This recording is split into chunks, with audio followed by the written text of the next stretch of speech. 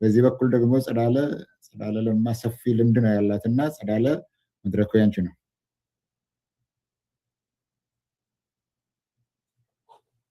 እሺ አመሰግናለሁ እስቄል። ድምጼ የሚሰማ ከሆነ ኮንፈርም አድርጉልኝና ከፍ ቢል ጥሩ ነው። እሺ ሙቀቱ በጣም አስቸግሮናል ዩሮፕ ውስጥና ድካም አለ። አመሰግናለሁ እያልኩኝ ነበረ እስቄል ፕሮግራሙን ላዘጋጃችሁት፣ ለህብረቱ ጥምረቱ ትንሽ ቅድም ያስተዋወቃችሁት እና ደግሞ ስለጋበዛችሁን እኔንም እንደ ሚዲያ በሚዲያ ላይ ልምድ እንዳለው ሰው ስለጋበዛችሁኝ አመሰግናለሁ። እስቄል ከመጀመሪያ በፊት አንድ ግልጽ ማድረግ የምፈልገው ነገር አለ። ይኸውም ግብዣችሁን ተቀብዬ ስለ ሚዲያ ዳራ ለመናገር ስመጣ እዚህ እንደ ሚዲያ ባለሙያነት ወይም ደግሞ በሚዲያ ላይ ለ25 ዓመት እንደቆየ ሰው በኢህአዴግም ጊዜ ሚዲያው ምን ነበረ የሚለውን ነገር ልምዴን ለማካፈል እንጂ የምሰራበት ወይም ደግሞ የመሰረትኩት ሚዲያ አሁን ኢትዮጵያ ውስጥ የሚሰሩት ልጆች ወክዬ አይደለም። ዲስክሌመር ለማድረግ ነው። በግሌ ነው የተገኘሁትም ኤክስፔሪየንሴን ሼር ለማድረግ ነው። ምክንያቱም ብዙ ጊዜ እንደዚህ አይነት ኢቨንቶች ይከናወናሉ፣ የፖለቲካ ዲስከሽኖች ይከናወናሉ፣ መሆንም አለበት። ጤናማ አገር ለመመስረት እንደ ኢትዮጵያ አይነት አገር ብቻ ሳይሆን በጤናማ የፖለቲካ ስርዓት ያለባቸው ሀገሮችም ጭምር ውይይቶች ይከናወናሉ። እኔ አሁን እዚህ ያለሁበት የጀርመን ሀገር ከላይ ሲታይ እንደ ዲሞክራሲ ነው የሚወሰደው። ያደገ ሀገር ነው፣ የበለጸገ ሀገር ነው፣ ሰላም ያለበት ሀገር ነው ከሁሉም በላይ። ነገር ግን ቁጭ ብላችሁ ማታ ስትመለከቱ የጀርመን ህዝብ በየዕለቱ በየተለያየ ጉዳይ ላይ ልክ ተሰርቶ እንዳላለቀ ሀገር ነው የሚወያየው። ያስቀናኛል ብዙ ጊዜ እና ይሄ ውይይት መኖሩ በጣም ጥሩ ነገር ነው። ብዙ ጊዜ የምታዘባቸው ነገሮችን ደግሞ ለመናገር እንዲህ አይነት ውይይት ሲዘጋጅ ኢትዮጵያ ውስጥም ይሁን ከውጭም ይሁን የሚዲያ ሚና በግጭት ዳራ ውስጥ ያለች አገር ውስጥ የሚዲያው ሚና ምንድነው መሆን ያለበት የሚለውን ከገዢው መንግስት በላይ ወይም ወጣ ባለ ዳራ ብዙ ጊዜ ንግግር ሲፈጠር አላይም። ለዚህ ነው አንድም እዚህ ላይ ተገኝቼ ሚዲያው ሊኖረው ስለሚችለው ዳራ፣ ምክንያቱም አንድ ሀገር እንኳንስ እንደ ኢትዮጵያ አይነት የፖለቲካ ችግር ተደራራቢ ችግር ያለበት ሀገር ቀርቶ ጤናማውም ሀገር ቅድም እንዳልኩት ዜጎች መሰረታዊ እውነታዎችን ማግኘት ካልቻሉ ስለ አንድ ሀገር መሰረታዊ ጉዳይ ላይ ስለ ሀገሩ ማንነትም ይሁን ስለ ህገ መንግስትም ይሁን ስለ ሀገራዊ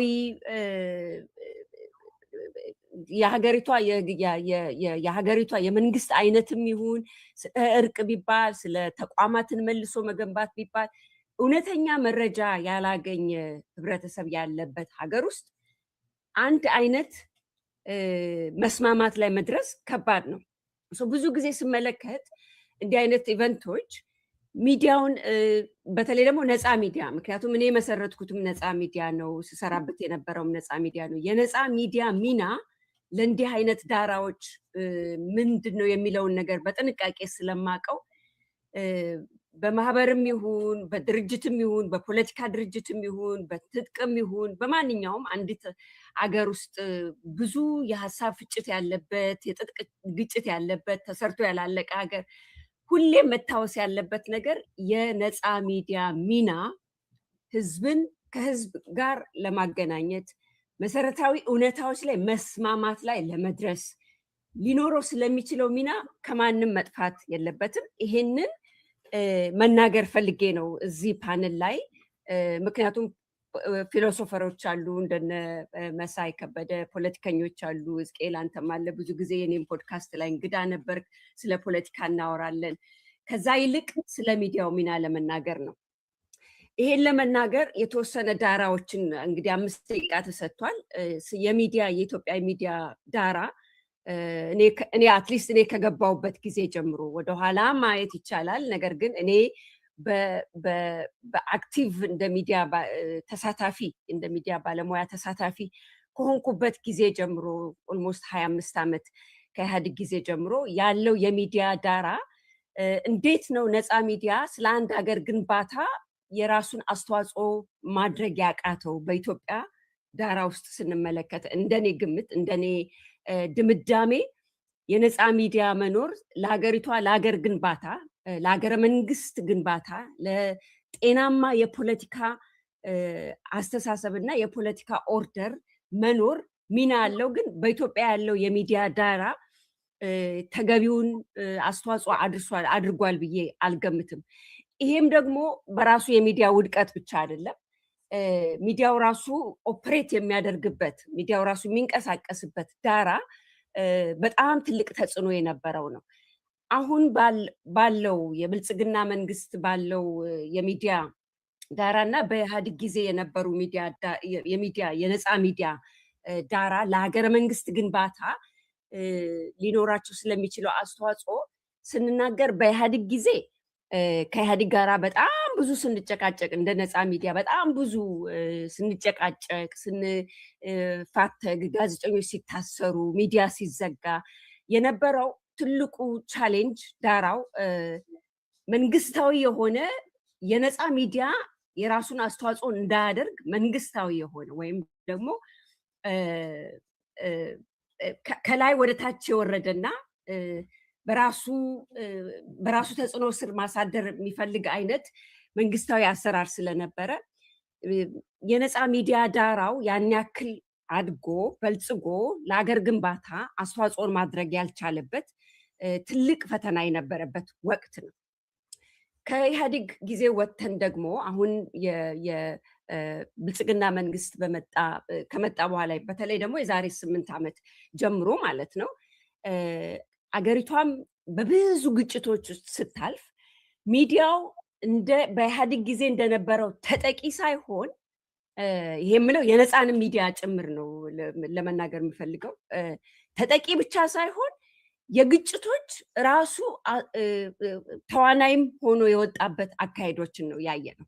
በተለይ ደግሞ በትግራይ ካዥዋሊ የትግራይ ጦርነት እየተባለ በሚጠራው በትግራይ በአማራና በአፋር ክልል የነበረው አውዳሚ ጦርነት ላይ ሚዲያው የነበረው ሚና እንደ በፊቱ በኢህአዴግ ጊዜ ከመንግስት ጋራ ለራሱ ሰርቫይቫል የሚታገል ሳይሆን ይህንን የምለው ትላልቅም ነፃ ሚዲያ ተብለው የተወሰዱትንም ጭምር የነበራቸውን ሚና ከግንዛቤ በማስገባት ነው። ራሱ የሀገር የግጭት አስተዋጽኦ የራሱን ሚና የተጫወተ የሚዲያ ዳራ ነው ያለው በአሁኑ ሰዓት። ያ ብቻ ሳይሆን በፕሮስፔሪቲ ፓርቲ ለመጀመሪያ ጊዜ ለምሳሌ የኢንፎርሜሽን አቬይላቢሊቲ ኢንፎርሜሽን ወይ መረጃ ለህዝብ የሚደርስበትን መልኩ ራዲካሊ ነው የቀየረው። ያ ራዲካሊ በኢህአዴግ ጊዜ ለምሳሌ የመንግስት ገቨርንመንት ኮሚኒኬሽን አፌርስ ጽህፈት ቤት የሚባል ነበር። የመንግስትን መረጃ ለኢትዮጵያ ህዝብ የሚያደርስ መንግስት የፈለገውን መረጃ ማለት ነው። የመንግስትና መንግስት የፈለገውን መረጃ የፕሮስፔሪቲ ፓርቲ ሲመጣ ግን መጀመሪያ ከፈረሱት ሀገራዊ ኢንስቲትዩሽኖች ውስጥ አንዱ እሱ ነው። ያ ራሱን የቻለ ዳራ ራሱን የቻለ ፈተና ይዞ ነው የመጣው። ለኢንፎርሜሽን ለህዝብ የሚደርሱ መረጃዎችን በተለይ በሚመለከት ማለት ነው። ይህንን ጊዜ እኔ ብዙ ጊዜ ሪፈር የማደርገው ዲሴንትራላይዜሽን ኦፍ ኢንፎርሜሽን የሚል ነው። ይሄ እንደዛ ሲሆን የራሱ አስተዋጽኦ የራሱ ኔጌቲቭ ኢምፓክቶች አሉት። ያ ምንድነው? እሱ ህዝብ መረጃ የማግኛ ዳራዎቹ በጣም እየበዙ ነው የመጡት።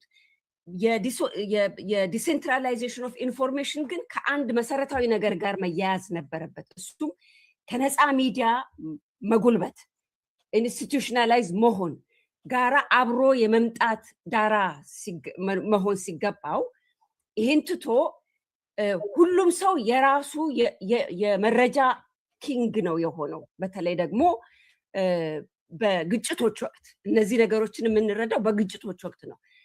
ኢትዮጵያ በጣም ብዙ ግጭቶች ውስጥ ነው የገባችው ከ2018 በፈረንጆች አቆጣጠር ጀምሮ ማለት ነው። እኛ እንደ ጋዜጠኞች የመረጃን ማጣራት ፈተና ካጋጠሙን ፈተናዎች ውስጥ ለምሳሌ በሁለት ወረዳዎች መካከል የሚነሱ ግጭቶች የሁለት ወረዳ አስተዳዳሪዎች ሁለት ራዲካሊ የተለያየ መረጃ ነበረ ለሚዲያ ራሱ ሲሰጥ ማለት ነው። ያንን ደግሞ ሚዲያው እንዳለ ነው ሲያስተጋባ የነበረው። ያ ለግጭቶች መባባስ ያለው ተጽዕኖ በጣም እጅግ ከባድ ነው። እኔ ይህንን ስናገር የአንድን ሀገረ መንግስት ግንባታ የሀገረ መንግስትን መጽናት የአንዲትን ሀገር በሰላም የመኖርና የመበልጸግ ይህን ቃል ባልጠቀመው ደስ ይለኛል፣ በጣም የተራከሰ ቃል ስለሆነ በአሁን ጊዜ በሰላም የመኖር መበልጸጉ ቀርቶ ሰላማዊ ዳራ ውስጥ ለመግባት የሚዲያን ሚና በምናወራበት ጊዜ እነዚህን ዳራዎች አብረን ማየት መቻል አለብን። ለህዝባዊ መግባባት አሁን ቅድም ፕሮፌሰር መሳይ ሲናገሩ የኢትዮጵያ ህዝብ አለመግባባትና የሀገረ መንግስት አለመጽናት ጋር ስንነጋገር ምንድነው ህዝቦቿ መሰረታዊና እውነተኛ መረጃዎችን ማግኘት እድል ነበራቸው ወይ? ያ በሌለበትስ መረጋጋት ውስጥ የሚገባ ሀገረ መንግስት ወይም ደግሞ መጽናት የሚችል ሀገረ መንግስት አለ ወይ ብለን መጠየቅ አለብን። ለዚህ ነው ንግግሮች፣ የፖለቲካ ንግግሮች የእርቅም ይሁኑ አሁን ምንድነው የናሽናል ዳያሎግ ተብሎ በመንግስት መረጃዎች በመንግስት ሚዲያ መረጃዎች እየደረሱ ነው ያሉት። እውነት ህዝቡ ትክክለኛውን መረጃ ነው ወይ ያገኘ ያለው? በዚህ ላይ ራሱ በዚህ ዳራ ለምሳሌ አገራዊ ምክክር ከተባለ ሀገርን ለማጽናት ነው አይደለም? የኢትዮጵያ ህዝብ የሚፈለገውንስ መረጃ እያገኘ ነው ወይ ነው ወይስ መንግስት መጥኖ እየሰጠው ያለውን መረጃ ነው እያገኘ ያለው? የዚህ ተጽዕኖ ምንድን ነው የሚባሉት ነገሮች በተያያዥነት ከንግግሮች ጎን ለጎን መቅረብ አለባቸው ብዬ ነው ማምነው። እንደ ሚዲያ ላይ እንደተሳተፈ ሰው ማለት ነው። ዞሮ ይሄ ቀላል ስራ አይደለም። አብሮ መሆንም ያለበት በትክክል ስለ ገለልተኛ ጋዜጠኞች መኖርና ሚናቸውን መጫወት በትክክል መነጋገር ያለብን ወቅት ላይ ነው ያለነው። በይነ መረብ ትልቅ ሚና ከዚህም ዳራ ወተን ደግሞ ከመንግስትና ከህዝብ ዳራ ወተን ስንመለከት የበይነ መረብ ኢንፎርሜሽን መዳረስ፣ የዩቲዩቦች መብዛት፣ እነዚህ ነገሮች ምንድነው ስለ ደህንነት፣ ስለ ሀገር ስጋት፣ ስለ ግጭት ሊያደርጉ የሚችሉት ተጽዕኖ ምንድነው የሚለውንም ነገር እኳሊ መነጋገር መቻል አለብን። ዛሬ አሁን ለምሳሌ አንድ ነገር እያየው ነበር፣ በጣም የረበሸኝ ኢትዮጵያ ውስጥ በትልቅ የዩቲዩብ ቻነል የሚሳተፍ ፕሮግራሞቹን የምከታተል አንድ የዩቲዩብ ቻነል የዲፌንስ ፎርስ አባል ነኝ ከሚል ሰው ጋራ ወጥቶ እሰጥ አገባ አይነት የዩቲዩብ ፕሮግራም ተሳትፎ በትልቁ ደረጃ ወጥተው ይሄንን ነገር እያወገዙ ያሉት ራሳቸው የመንግስትን የሚዲያ አካሄድ የሚደግፉ ሰዎች ናቸው። በአንድ በኩል ነፃና ገለልተኛ ሚዲያዎች በጣም ትልቅ ተጽዕኖ ውስጥ ነው ያሉት። በሌላ በኩል እንዲህ አይነት ነገር ከስር እንደ አሸን እየፈላ ነው ያለው። እንዲህ አይነቱ ዳራ ለሀገረ መንግስት መጽናት፣ ለሀገረ መንግስት መገንባት፣ ለጤናማ ሀገር፣ ለሰላማዊ ህብረተሰብ ሊኖረው የሚችለው ነገር በሁላችንም ዘንድ መወሰድና ከግንዛቤ ውስጥ ተደርጎ እንዲህ አይነት ፕሮግራሞች ጋራ ጎን ለጎን መሄድ አለበት ብዬ ነው እማምነው እኔ።